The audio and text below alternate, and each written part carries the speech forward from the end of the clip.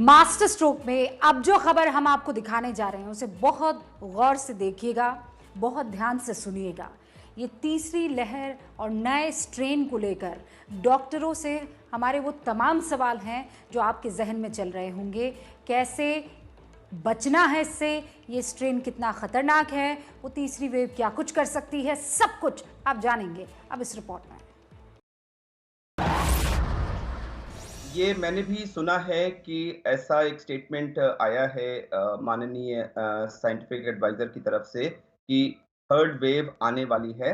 तो उन्होंने उसमें उस एडवाइस में कोई इसका किस बेसिस पे उन्होंने कहा है, इसकी घोषणा या इसका शेयरिंग नहीं किया है। अगर हम इतिहास में देखें तो 1918 में जब स्पेनिश फ्लू का पैंडेमिक हुआ था, तब उसमें भी यही हुआ था कि पहली वेव आई थी, उसके बाद दूसरी वेव आई थी जो पहली से भी ज़्यादा स्ट्रॉन्ग और घातक थी और उसके बाद तीसरी वेव भी आई थी जो उससे माइल्डर थी और उसके बाद फिर वो धीरे-धीरे सेटल हो गया था। तो क्या उन्होंने इतिहास के बेसिस पे ऐसा कहा है या क्या है? देखिए अभी तो हम सेकंड वेव के पीक पर हैं, तो अब थर्ड वेव कब आएगी, पहले हम सेकंड वेव को डील कर लें और उससे निकल आएँ, तब तो हम थर्ड वेव की बात करें। तीसरी लेयर तो आएगी बिकॉज हमको ये तो पक्का पता है कि हम हमारे पूरे जो 70% लोगों को वैक्सीनेट कर नहीं पाएंगे। हमको वैक्सीनेट करने के लिए एटलीस्ट 6 महीने से 9 महीने लग जाएंगे। तो तीसरी लहर के लिए हमको तैयार रहना चाहिए, सतर्क रहना चाहिए। और हमने दूसरी लहर भी प्रिडिक्ट की थी एंड ऑफ दिसंबर और जैन में आएगी, 2-3 महीने के बाद आएगी। तो उसके ऊपर दो कारण है, एक तो वायरस कैसा बिहेव करेगा, कुछ नया म्यूटेशन नहीं आएगा, और लोग कैसे बिहेव करेंगे। यदि आप डबल मास्क डालेंगे और क्राउड नहीं करेंगे तो मेरे ख्याल से ये जो तीसरी वेव हमने प्रिडिक्ट की है, हमको लगता है ये संकेत देता है कि सितंबर तक आ सकती है। और इसका जो प्रमाण रहेगा, तीव्रता रहेगी, वो सेकंड वेव से कम रहेगी लेकिन फर्स्ट वेव से थोड़ी ज्यादा रहेगी और हमको ये माइल्ड लगेगी। और हमको ये भी लगता है कि जो इसका एज ग्रुप है वो छोटे बच्चों को भी अफेक्ट हो सकती है और युवा को अफेक्ट हो सकती है। तो उनके लिए हम अभी से तैयारी कर रहे हैं। ये जैसा कि हम सब जानते हैं, ये आरएनए वायरस है जो बार-बार अपना वो म्यूटेशन होता रहता है और जो इस समय वायरस है, वो वाक़ई लास्ट ईयर के वायरस से कहीं ज़्यादा गुना इन्फेक्शियस है और उसी वजह से ये इतनी तेज़ी से ये फैला है। और अब जो ये नया स्ट्रेन रिपोर्ट हो रहा है, वो प्रिडिक्ट किया जा रहा है कि शायद वो और ज़्यादा इन्फेक्शियस हो। इस तरह के म्यूटेशंस और उनकी खबर आती रहेगी और हमें उसको प्रिपेयर करना है। ये जो भी स्टेटमेंट्स आए हैं, इनके साथ अभी कोई एविडेंस कम से कम पब्लिक डोमेन में नहीं आई है। जैसे थर्ड वेव का प्रेडिक्शन हुआ है या ये कि आंध्र प्रदेश ट्रेन 15 गुना नाउ घातक वर्ड जो है, वो घातक का मतलब होता है कि वो डेथ्स 15 गुना ज़्यादा करेगा।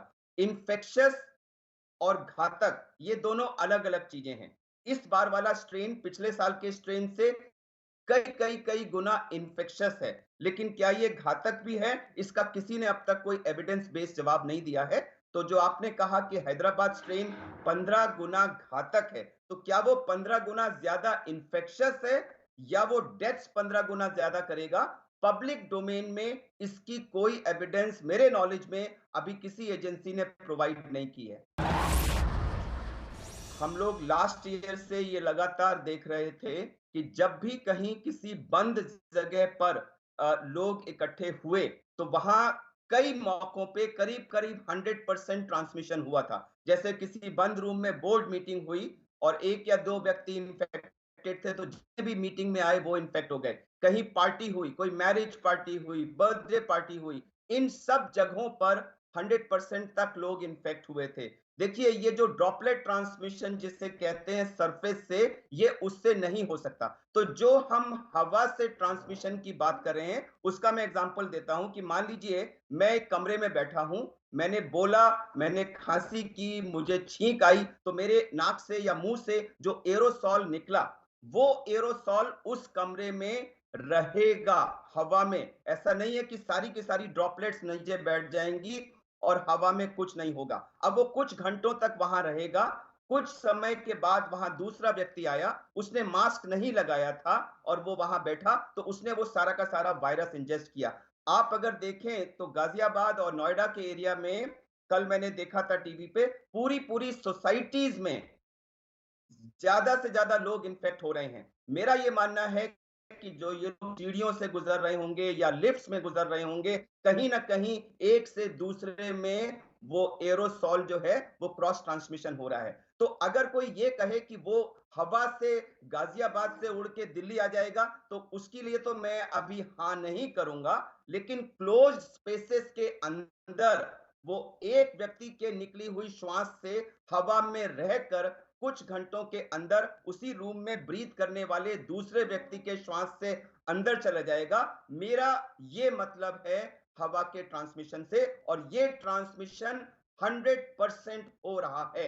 और यही कारण है कि इतनी सारी ऑफिसेज में, इतनी सारी सोसाइटीज में, इतनी सारी जगहों पर, इतनी सारी फैमिलीज में 100% लोग इन्फेक्ट हो गए हैं।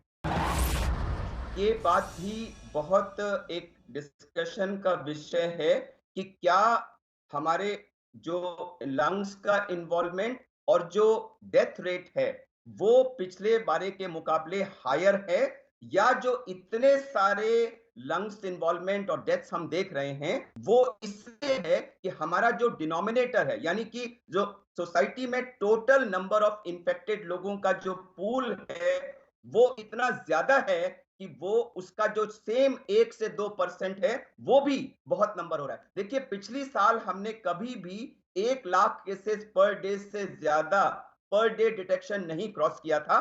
इस बार पिछले करीब 15 दिन से हम 3 लाख केसेस से ऊपर हैं, और अभी तो हम 4 लाख केसेस से ऊपर हैं।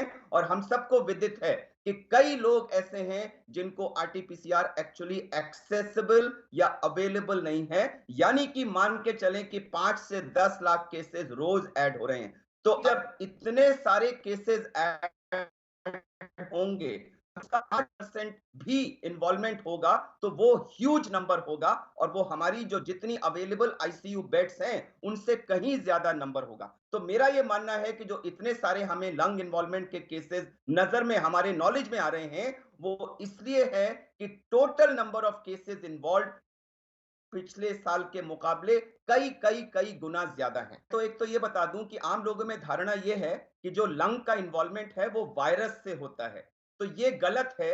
वायरस हमारे बॉडी में जाता है, नाक में और गले में, पीछे सब जगह रहता है, बॉडी में वायरीमिया कॉज करता है।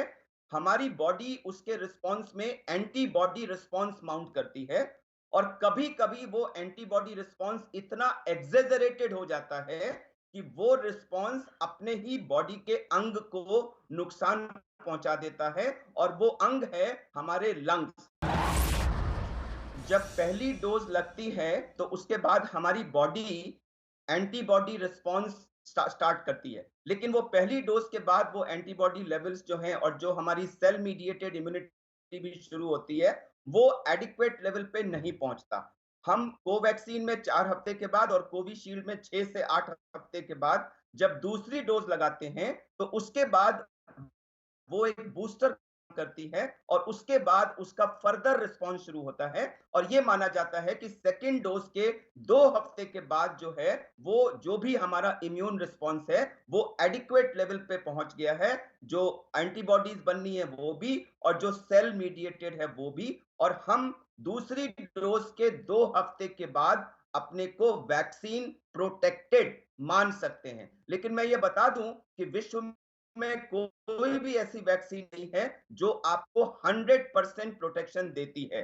जो हमारे देश में वैक्सीन हैं, कोवैक्सीन और कोविशील्ड, वो आपको 70 से 80% एफिकेसी देती हैं। यानी कि अगर 100 लोगों को वैक्सीन लगी और उन सबको वैक्सीन के दूसरी डोज के 2 हफ्ते के बाद एक्सपोजर हुआ, क्योंकि दूसरी डोज से पहले तो आप बिल्कुल ससेप्टेबल हैं, उतने ही जितने की अनवैक्सीनेटेड पॉपुलेशन है। तो कृपया अपने को वैक्सीनेटेड सेकंड डोज के 2 हफ्ते के बाद मानिए। अगर आपको एक्सपोजर हुआ तो 100 में से 30 लोगों को इन्फेक्शन हो जाएगा। इसीलिए वैक्सीन लगने के बाद भी जो कोरोना संयम या कोरोना एप्रोप्रिएट बिहेवियर है, यानी कि हर समय मास्क पहनना, सोशल डिस्टेंस रखना जरूरी है। वायरस को जितना हम बढ़ावा देते हैं वो धीरे धीरे म्यूटेट करते रहेगा। जितनी हम वैक्सीनेशन स्लो करते हैं वायरस अपना डिफेंस मैकेनिज्म स्ट्रॉन्ग करते रहेगा। इसीलिए वायरोलॉजिस्ट और एक्सपर्ट्स की है कि अगर हमने ज़्यादा टाइम लगाया तो एक तीसरा फेज भी आएगा जिसमें कि एक डिफरेंट तरह का वायरस, तो कि फिर ये जो हम वैक्सीनेशन शायद इससे भी निकाल हो, शायद उसकी इन्फेक्टिविटी और ज़्यादा। वायरस तो म्यूटेट होते रहते हैं और कई जैसे फ्लू लाइक वायरस है तो वो हर साल एक नया वायरस आता है। बट कुछ म्यूटेशंस वायरस को नेगेटिवली इफेक्ट करती हैं और कुछ वायरस को बढ़ावा देती हैं। अनफॉर्चुनेटली कुछ म्यूटेशंस ऐसी होती हैं जो कि उसकी इन्फेक्टिविटी को बढ़ाती हैं, जैसे हम अभी डबल म्यूटेंट स्ट्रेन को देख रहे हैं। ये इन्फेक्टिविटी 70% ज़्यादा है पिछले स्ट्रेन से। जिस तरह वो और चेंज होगा तो शायद इम्यून सिस्टम को ही बाईपास करना लगे। हमारी जो वैक्सीनेशंस हमें मिली हैं वो एक तरह के वायरस को रिकग्नाइज करती हैं, इसीलिए हमें एंटीबॉडीज या टी सेल हमारे एक्टिवेट हो जाते हैं कि वो वायरस को पहचानते। अगर उसमें ज़्यादा चेंजेस आते हैं, जो वैक्सीनेशन हमें मिली है शायद वो नए वायरस को पहचाने ही ना, वो उस चेंज को ही ना पहचाने, और ये इसको हम कहते हैं बाईपासिंग। तो अभी ऐसा लग रहा है कि जो हमारे पास वैक्सीन्स हैं वो डबल म्यूटेंट को भी कवर कर रही हैं। और ये एक अच्छी बात है, but obviously speculation, past experiences, science हमें ये सिखाती है कि ये अगर हमने बहुत टाइम लगाया और हमने यही कोविड अप्रोप्रिएट बिहेवियर नहीं रखा और हम वायरस को बढ़ावा देते गए तो ये फिर ऐसे चेंज करेगा जिसमें कि इन्फेक्टिविटी भी ज़्यादा होगी, हो सकता है मोर्टालिटी भी ज़्यादा हो, और हो सकता है कि हमारी जो प्रेजेंट वैक्सीन न काम करे, हमें वैक्सीनेशंस को ही नई तरीके से फाइन ट्यून करके फिर नए वायरसेस की डिवेलप।